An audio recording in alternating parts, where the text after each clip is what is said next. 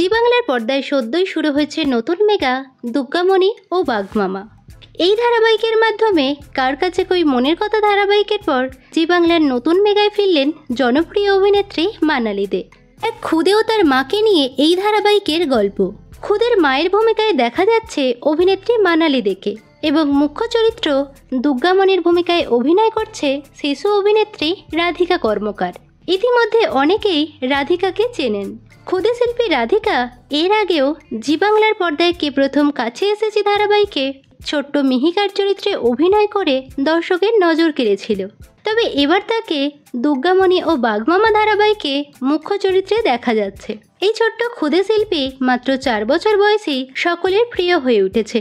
কিন্তু এই রাধিকা বাস্তবে আসলে কে ও কিভাবে তার অভিনয় জগতে আসা, চলুন আজকের ভিডিওতে এ বিষয়ে বিস্তারিত জেনে নেওয়া যাক। ছোট্ট রাধিকাকে প্রথম দেখা গিয়েছিল দাদাগিরির মঞ্চে। প্রতিযোগী হিসাবে এসেছিল রাধিকা। সেখান থেকে সে চ্যানেল কর্তৃপক্ষের নজরে আসে। এরপরেই তার ডাক আসে জি বাংলার পর্দায় কে প্রথম কাছে এসেছে ধারাবাহিকে, যেখানে মিহির চরিত্রে তার মিষ্টি মিষ্টি কথা দর্শকের মন ছুঁয়ে যায়। ধারাবাহিকটি শেষ হবার কিছুদিনের মধ্যেই পুনরায় নতুন মেগা দুর্গামণি ও বাঘমামায় তাকে প্রধান চরিত্রে দেখা যাচ্ছে। 2023 সালে গৌরী নামে একটি শর্ট ফিল্মেও কাজ করেছে রাধিকা। এইটুকু বয়সে সে সোশ্যাল মিডিয়াতেও বেশ জনপ্রিয়। ফেসবুক ও ইউটিউবে তার চ্যানেলও আছে।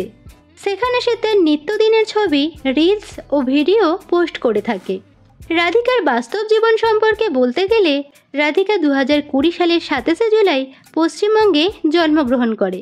বর্তমানে তার বয়স প্রায় 4 বছর। তার ডাকনাম টুই টুই। এখন সে কলকাতার সিআরপিএফ মন্টেসারি স্কুলে পড়ছে। এলকেজির ছাত্রী রাধিকা।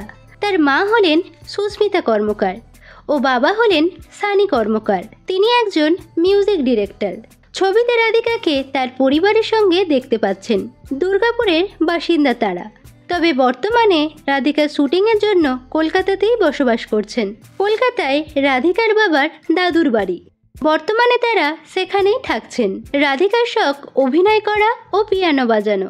এছাড়াও মেকআপ করতে ও সিরিয়ালে কাজ করতে তার ভালো লাগে। তো বন্ধুরা, শিশু অভিনেত্রী রাধিকা কর্মকারকে আপনাদের কেমন লাগে কমেন্ট করে জানাতে পারেন। ভিডিওটি ভালো লাগলে একটি লাইক ও শেয়ার করুন। বিনোদন জগতের অন্যান্য খবর পেতে চ্যানেলকে সাবস্ক্রাইব করে বেল আইকনে ক্লিক করে রাখুন।